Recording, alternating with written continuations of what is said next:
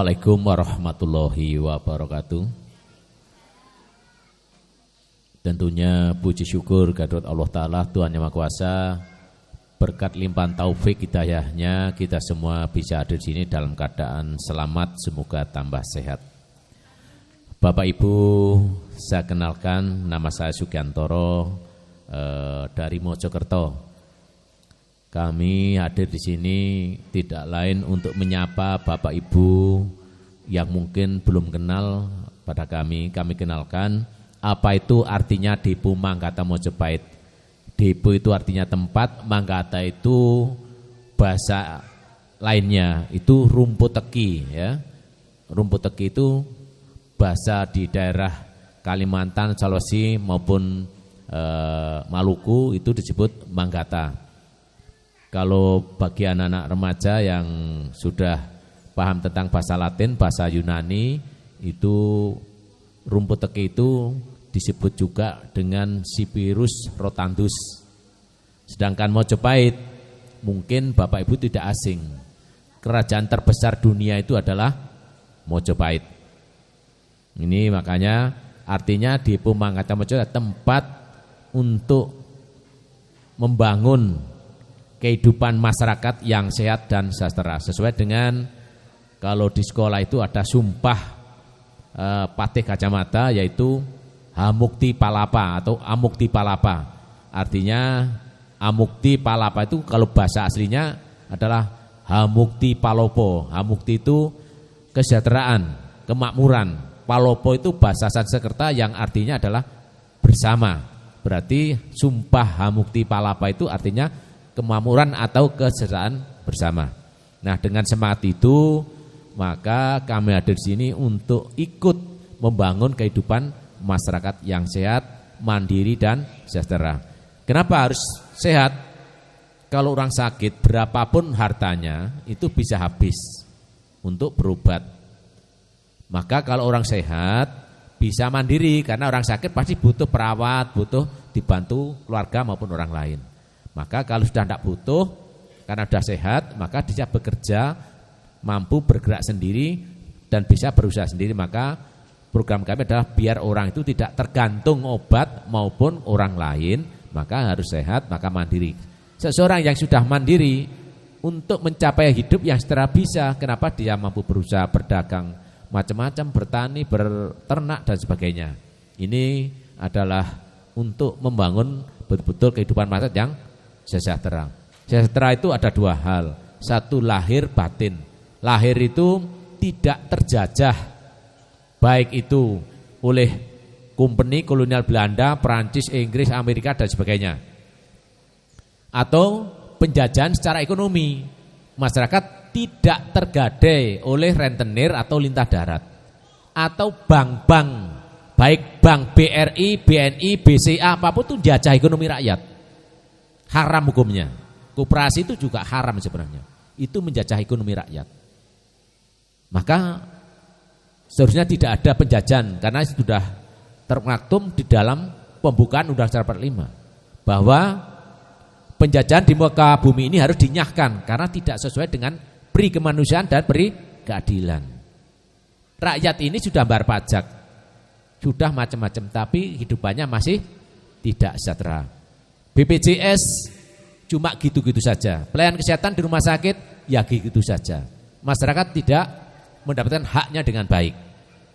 Maka sudah saatnya pemerintah merubah pola pembangunan, tidak pada penekanan, karena rumah sakit maupun sekolahan itu banyak menipu rakyat. Sekali lagi, rumah sakit dan sekolahan-sekolahan itu maupun perguruan tinggi itu banyak menipu rakyat. Salah satunya pada saat seseorang mendirikan sekolahan itu berbentuk yayasan. Yayasan itu kalau pendidikan harus bersifat sosial. Rumah sakit pun sama.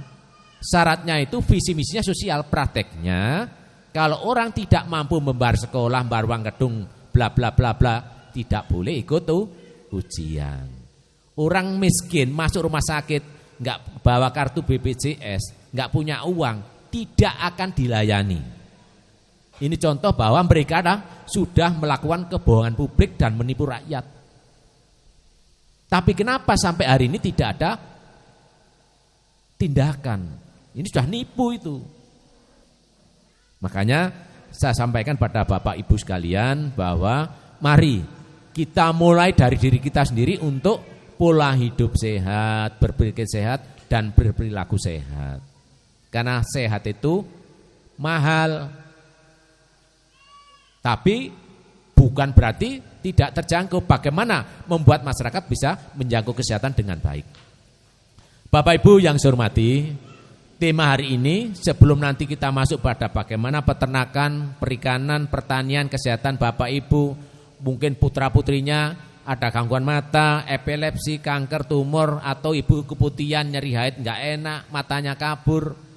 Bagi Bapak Ibu, khususnya Bapak-bapak, saya masih muda kok loyo, suaminya 40 tahun sudah tidak jantan lagi. Ini akan kami paparkan untuk saat ini. Yang kami awali adalah stamina pria. Ya, stamina pria maupun wanita. Bagaimana seorang pria ini, khususnya yang punya istri, biar mampu memberikan nafkah lahir maupun batin. Saya bicara lahir dulu. Seseorang yang mengalami gangguan kesehatan, tinggi kolesterol ataupun asam urat, biasanya tangannya ini sering geringgingan, kaku. Terus lehernya juga kaku. Bahkan kalau dia sholat ini kurang khusyuk, kurang tumak ninah. Kenapa? Kalau rukuk dia sakit, sujud sakit, tahiyat juga sakit. Maka gimana bisa khusyuk atau tumak ninah? Karena di dalam dirinya sakit. Lah itu harus sehat, maka dia bisa bekerja. Dengan bekerja insya Allah pikirannya enak. Kalau tidak enak maka dia tidak bisa bergairah. Rumah pulang nggak enak, kalau mama kumpul dengan istri nggak bisa ngapa-ngapain. Kan seperti itu ya Ibu ya. Nah inilah karena seseorang pria tidak jantan itu atau loyo itu disebabkan dua hal.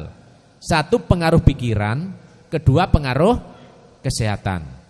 Pikiran itu mempengaruhi cairan yang berwarna oranye di belakang ini, di belakang kepala ada yang namanya hipofisa. Kalau orang meninggal kecelakaan itu di bawah otak kecil dibuka itu ada cairan warna oranye. Nah ini kalau kering, orang itu tidak punya nafsu, males dengan perempuan, dunianya sudah pokoknya kerja saja, tidak mikir itu karena tidak bergairah sama sekali. Walaupun punya gairah, tapi kalau itu kolesterolnya tinggi, maka orang itu tidak punya kemampuan alias loyo atau impoten. Tidak tahu bahasa Madura impoten itu apa? Ada yang tahu impoten itu apa? Kalau burung di sana itu tidak berkicau. Tak lelake.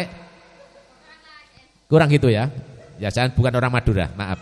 Nah, itu karena pengaruh kolesterol. Kenapa kok kolesterol tinggi kok pria itu loyo atau bapaknya kok loyo? Nah, karena ada satu organ tubuh, kalau kita di dalam bahasa Arabnya itu buah jakar, itu tidak teraliri oleh satu oksigen, kedua nutrisi. Sehingga kering, umpama gelas tidak ada isinya. Maka dia tidak bisa sempurna, tidak bisa kuat. Bagaimana caranya? Satu, hindari makan yang banyak mengandung lemak dan kolesterol. Salah satu apa? Yang di daerah sini satu, tahu tempe, ikan laut, terasi, petis, umbi-umbian, termasuk kerupuk itu. Cabai ini mempengaruhi karena apa? Seseorang yang suka makan cabai biasanya lambungnya bermasalah, perutnya rasanya enggak enak, dimakani rasanya sakit, enggak dimakani juga sakit. Jantungnya suka berdebar, sering keringat dingin, terus napasnya sesak, kepalanya sering pusing. Jalan sedikit sudah napasnya tersengal-sengal atau ngos-ngosan. Nah, orang seperti ini tidak mungkin dia seorang jantan. Dia pria tapi kurang jantan. Bagaimana cara mengatasi seperti ini? Tadi pola makannya dijaga, terus pola pikirnya juga dijaga, jangan suka marah-marah terus sehingga istrinya juga tidak mesra. Kalau suaminya marah-marah, istrinya tidak mesra, dan sebaliknya suaminya sudah stres, istrinya marah-marah. Apa marah-marahnya? Saya ini sudah melayani sampean, tapi sampean ternyata cuma segitu saja. Saya rugi dengan mandinya, seperti ini. Itu tidak boleh. Nah, dijelaskan di surat An-Nisa kan itu ya. Tapi saya tidak bahas itu karena saya tidak boleh menggurui orang Bondowoso. Nah, ini ciptakan baiti janati melalui dari seorang istri yang solihah. Istilahnya jangan suka marah, berikan harapan yang enak pada suami sehingga suami ini terus ingin dekat dengan istrinya. Lah bapak-bapak juga sama, berikan yang terbaik untuk istrinya. Jangan cerita pada saat masuk kamar dan anaknya sudah tidur, cerita saya tadi digodain ibu di sana. Ini akhirnya malas istri melayani dengan baik. Ini jangan cerita hal-hal yang membuat istri jadi tersinggung atau marah. Kalau bapak-bapak ini atau ibu seperti orang makan, nah ini ada keseimbangan permainan apapun. Kalau bapaknya sudah oke tapi ibunya kurang, ibarat orang makan tidak dikunyah, hanya ditelan saja. Enak enggak rasanya kira-kira? Enggak enak, makanya harus sama-sama fit. Si ibu ini juga kondisinya baik dan respon atau tanggap melayani suami itu tidak hanya sudah makan sepuas-puasnya, tapi diam ini juga tidak boleh.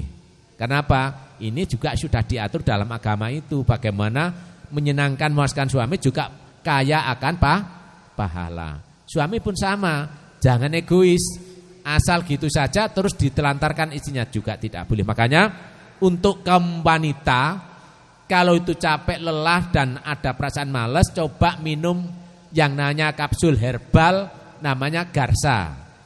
1 kapsul pada saat diperlukan. Minum Garsa biar umpama makan nasi bisa mengunyah dan merasakan dengan baik. Kalau bahasanya anak sekarang, bahasa anak muda itu ada istilah hot. Itu. Kenapa? Ya, makanya seperti itu. Bapak-bapak bagaimana? Bapak-bapak itu kalau tubuhnya capek, kurang semangat, loyo, minum kapsul Garsa 2 kapsul sekaligus, cuma 1 kali saja, dan tidak perlu tiap hari. Ibarat sepak bola boleh diminum kalau mau pertandingan. Itu. Bagaimana kalau saya minum tiap hari? Ya yang penting ibunya siap. Kalau nggak siap ya jangan. Kenapa? Kalau nggak ada lawannya ini cukup berbahaya. Makanya Garsa itu bagaimana dengan sopir? Kalau nyopir ngantuk, biar nggak ngantuk, berkuat.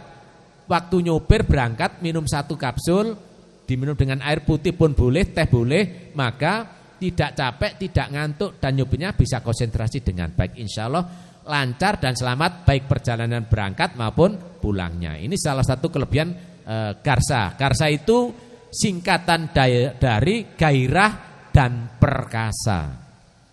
Ibunya bergairah, bapaknya jadi perkasa. Ini adalah kapsul Garsa. Insya Allah kalau rumah tangga itu harmonis, maka untuk mewujudkan baiti janati betul-betul bisa dinikmati. Bagaimana bisa menikmati baiti janati kalau dalam rumah itu sering bertengkar? Ini makanya untuk menyatukan suami istri biar indah, mewujudkan sebuah impian untuk membina rumah tangga yang sakinah mawaddah warahmah itu ya bisa melalui kapsul Garsa. Demikian Bapak Ibu sekalian, sekilas bahwa kapsul Garsa insya Allah bisa membantu mewujudkan keluarga yang bahagia lahir maupun batin.